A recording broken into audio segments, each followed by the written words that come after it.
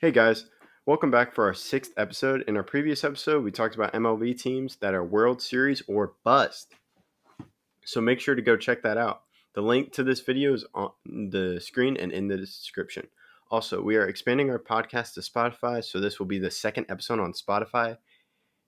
If you would like us to expand to other platforms, let us know in the comments. Now, Austin and I will be talking about the NHL playoffs again, as we saw the Stars talk about take the first game of the Stanley Cup Finals against the Tampa Bay Lightning. And to talk about the Stars, they've just been on a ridiculous run as they have an interim head coach in Rick Bowness. And Austin, what would you have said if I bet you $100 at the end of the round robin and start of the playoffs that the Stars would be in the Stanley Cup playoffs? Or Stanley Cup Finals. Yeah, I probably would have taken the bet. I did not expect, while Dallas, who was the third worst offensive team scoring wise during the regular season, I just could not imagine them doing this. This offensive tear they're on reminds me back of 2016 when they could have gone farther, but their goaltending just couldn't do anything, and now it's their goaltending and their scoring that's doing everything. And I don't know. I don't know where this is coming from. Gurianov, who looked like he was okay in the regular season, but he's been a sniper here in the playoffs. Leads it tied for the leading goals for the team. With Joe Pavelski, who's brought in a veteran presence. He's been to the Cup before in 2016, although he didn't win. Radulov has been one of the better players. I mean, he's on their top line for a reason, right? I mean, he needs to come through, and he has in the playoffs. Jamie Benn's come into his own. He almost has. It's just outstanding. I don't know how they're doing this. Yoel Kiviranta is fifth on their team. It's tied for fifth on their team in goals, and he's only played 9 of the 22 possible games. It doesn't make sense. It just doesn't make sense. Yeah, and you have Kiviranta with that hat trick in Game 7 against the Avalanche. And then how about Anton Hudobin? In Udobin's the amazing. I liked him when he was in Boston. He's proven to be one of the better, probably the best backup in the league. For sure right now the best backup in the league. He had a 930 save percentage in the regular season. And he's been the major reason why they've gotten so far. He's a 923 save percentage in the playoffs. He's gotten one shutout against Vegas. He got in game 1 of the conference finals. I'm very impressed by how well Hudobin's playing. While he's 34, this is quite possibly his last chance to be a starter in this league and go for a ring, and he's doing everything he can. If you would have told me that the Stars were going to make it this far, I would have asked how many shutouts did Ben Bishop get? Because I don't think the Stars were going to score more than two goals a game. And right now they're proving that they are a better offensive team than Tampa, who was the best offensive team during the regular season. Do you want to move on to Tampa? yeah, we can go to the Tampa. They are without Stamkos, who is a big presence. What do you think about the Lightning? I really thought the Lightning would do much better against the Stars in Game 1. If they just stay how they were in the third period of that game, where they outshot the Stars 22-2, they definitely will have a big advantage in the series. But the Stars scored a goal in the third, even though it was empty net. But then the Lightning were shut down by Hudobin.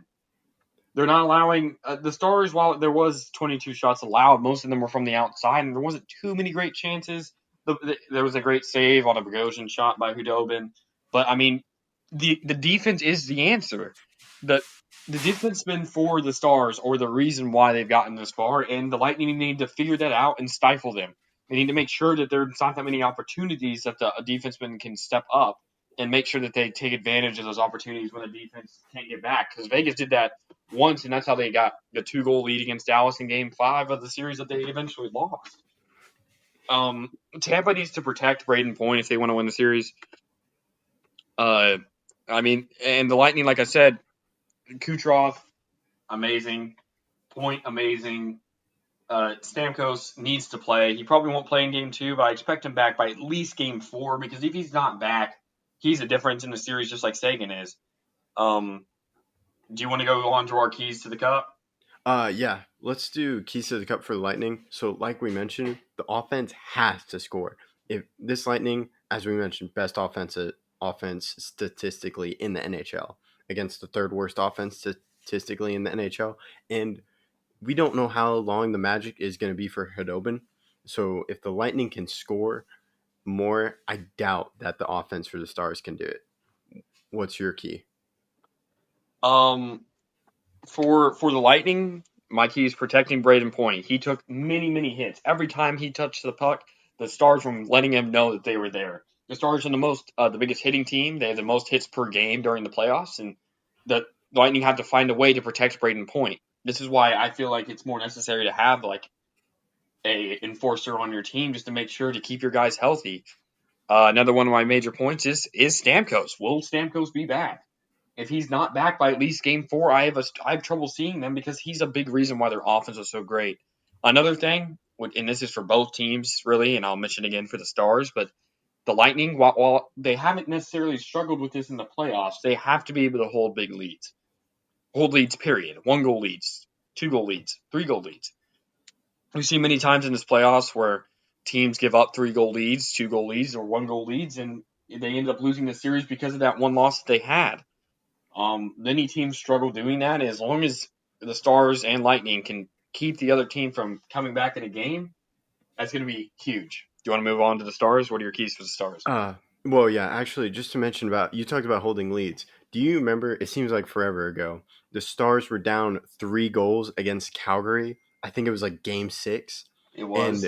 everyone's like, "Okay, Stars are out," and then the Stars rattle off 7 goals just Yeah. to reinforce your point. And that Yeah. leads me to one of the key games for me. It's this top line. You have Radulov, Jamie Benn, and Sagan. I think focus on Sagan. Sagan has to turn it up. In the conference finals, we saw Jamie Benn turn it up. You need Sagan to turn it up because like the Lightning's offense is not going to get shut out very much longer, especially if Stamkos returns, as you mentioned. You're going to have the offensive output from the first 2 series that we saw against the Avalanche and the Calgary. What about you? My keys for the Stars are continuing to have success from their young players. Rope Hintz, Dennis Gurianov, Yoel Kiviranta. If those players can keep it going, I that was the difference in the regular season is those players were not going to their full potential. Miro Heiskanen, all those players need to continue to play how they have been in the playoffs, and I think that's really the advantage. While yes, Sagan needs to play well, the first game really proved that Sagan isn't as big as a factor as I thought he was going to be. The difference is the line that they have with their young players. Their second power play is all young players. They have Heiskanen, Hintz, Gurionov, Kiviranta, and they put Perry on there just to put a guy with experience who's one of the 2 players who's actually won a cup on the Stars on the line, and he definitely is the one who gets in front of the goalie and makes sure that the Vasilevsky can't see. But I mean, he's a huge part, and that entire line is going to be huge. My last point, keys to the cup, is Hudobin. Hudobin has proved that he can do this. He needs to make sure that he does not get too much into his head about that he has this because he doesn't right now. The series is not over. It's been 1 game. It was 4-1, and while that is a commanding victory, even though the Lightning outshot them 36-20, I mean it's huge for the Stars and Hudobin to make sure that they realize that the series is not over and they need to continue to have the success that they've had before. Hudobin is the major point. If Hudobin can continue this success, he will probably win the Conn Smythe. I find it hard pressed for anyone to take it away from him, even though Heiskanen and uh, Pavelski and Ben and all those players are having great playoffs. I don't see if Hudobin can keep this up. If the games continue to be where the Lightning score 1-2 goals, I don't see how Hudobin doesn't win it. And that moves the Stars, I think, to 10-1 when Hudobin makes 30 saves. It's Hudobin. If Hudobin plays well, the Stars win. It's basically what it's telling you. And he's impressed me to the point where I wonder where Ben Bishop fits on this team next year if Hudobin can keep this up. Yeah, and you bring that excellent point up. this Hudobin, I believe this is his contract year. So the Stars may be reconsidering. Oh, we need to pay this guy. And you mentioned, as I believe as of right now, Bishop still is. There's some reason he can't play. So Hudobin is it. You can't put another goalie to give him rest. That's why I think the Game 5 win against the Las Vegas Knights was incredible. That gave him a few days as we saw the Lightning go to Game 6 against the Islanders. And then you mentioned Miro.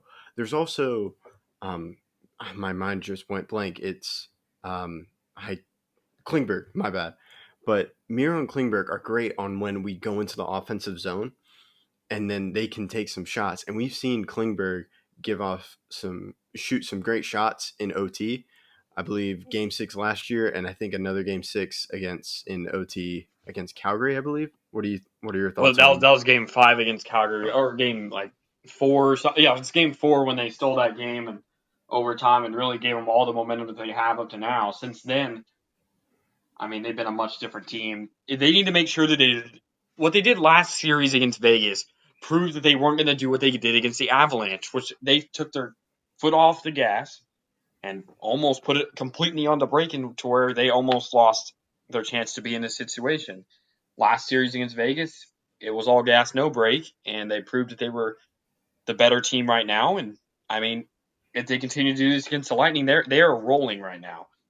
I'm very impressed by the way the Stars are playing. They're 6-1 in their last 7 games. Uh, Hudobin, like I said, it's my pick for the Conn Smythe if he continues this level of success. And I, I really, I really don't see how without Stamkos and while Vasilevsky's having a great playoffs, I just Hudobin's outshining him, and the Lightning need to get back. They need to force play more like they did in the third period. They dictated how the third period was getting played, and they need to continue that if they want a chance at the cup.